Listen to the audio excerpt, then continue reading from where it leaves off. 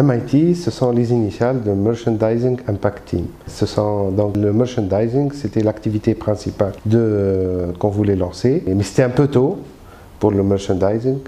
C'était en 2007. Et du coup, on a fait en parallèle l'événementiel d'entreprise. Moi, je suis diplômé de l'Institut supérieur de gestion, spécialité marketing. Donc, j'ai roulé ma bosse dans des entreprises dans la grande distribution. Et c'est comme ça que j'ai détecté des opportunités, surtout dans le domaine du merchandising et de la distribution, que ce soit local ou à l'international, où je suis passé pour mon propre compte en créant MIT en 2007. Quand j'ai ouvert MIT, on n'avait pas de clients, donc on a décidé d'ouvrir Sadna Rabbi, où on a fait le tour. Le premier client qu'on a pu avoir, c'était Nokia, cette téléphonie, grâce à des amis et des connaissances qui nous ont fait confiance, mais un ami, il vous donne une chance, pas une opportunité. Donc on a démarré, on a fait nos preuves au fur et à mesure. En ayant cette référence, donc on a pu obtenir la confiance d'autres clients. Comme il n'y avait pas d'opportunité pour le merchandising en 2007, donc, et on avait un bureau, une structure, des charges, il fallait trouver des opportunités, d'autres opportunités. Comme c'est les mêmes clients qu'on allait démarcher, on a parlé de merchandising, on a dit telle ou telle opportunité, ou telle ou telle occasion, ou tel ou tel marché. Donc, avant, ce n'était pas notre activité. On soumet des offres ou ainsi de suite. Mais ceci dit, notre activité principale, on ne l'a pas oublié. MIT, c'est 4 départements. Un département merchandising, un département événementiel d'entreprise, un département trade ou marketing, street marketing, et le département, je dis nouvellement créé, c'est un département digital. Bien sûr, le monde de l'événementiel.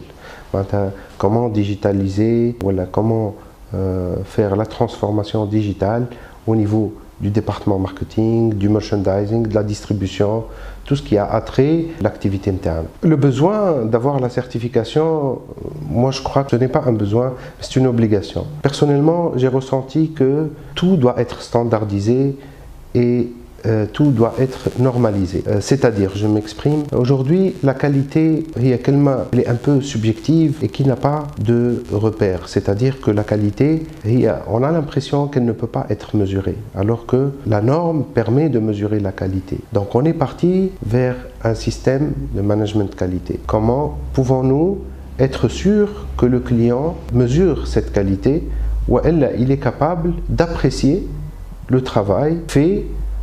C'est un service et le service commence par une promesse. La réponse à tout ça, c'est la certification ou la normalisation. Donc l'ISO, c'est un système de normalisation et du management de la qualité. La différence aujourd'hui, il y a la certification ISO 9001 et il y a la certification ISO 9001 version 2015. La différence entre les deux, c'est que la version 2015 fait 2 améliorations par rapport au système de management de qualité. La première amélioration, c'est au niveau de l'implication direction générale, c'est-à-dire que la direction générale s'implique encore plus sur la qualité du management des différents départements. Et la deuxième amélioration, elle est au niveau des tiers. La certification, c'est comme les pieux d'une maison, c'est-à-dire elle permet de bâtir sur de bonnes bases.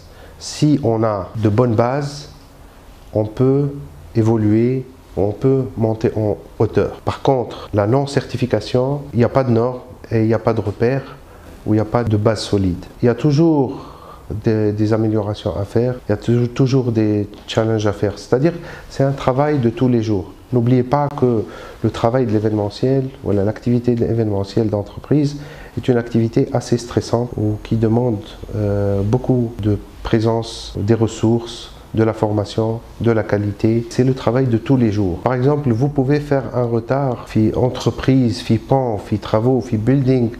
On peut faire un retard. Certes, il y a des pénalités, mais un événement, c'est une date. Donc la date ne change pas. Donc quelle que soit la raison, quelles que soient les difficultés qu'on rencontre, il faut être à l'heure.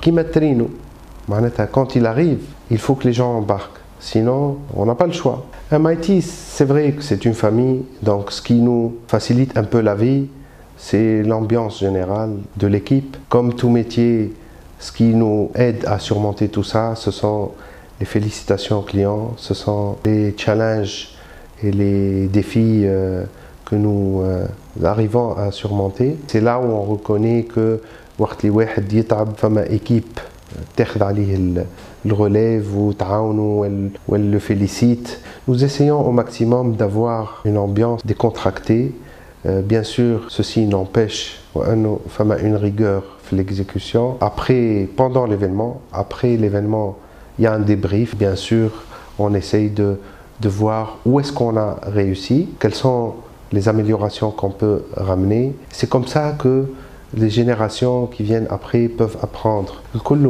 L'événementiel marbout de l'apprentissage, c'est l'expérience, la réactivité. Mon meilleur souvenir, c'est d'avoir remporté un marché très important où il y a eu la participation de 70 entreprises. La plus grande difficulté qu'on rencontre jusqu'à aujourd'hui, ce sont les aléas du métier, style autorisation. Il y a plein d'aléas dans le métier qui, en général, perturbent la concentration sur l'événement. Donc, c'est les pires souvenirs que nous pouvons rencontrer pendant un événement. Je voudrais leur dire merci pour la confiance que vous nous accordez vis-à-vis des tiers. Pour l'équipe, merci d'avoir toujours été dévoué au travail. Merci d'avoir été à l'écoute et de supporter le stress de l'activité. Je sais que ce n'est pas évident. C'est en persévérant qu'on peut atteindre les objectifs et qu'on peut évoluer dans la vie.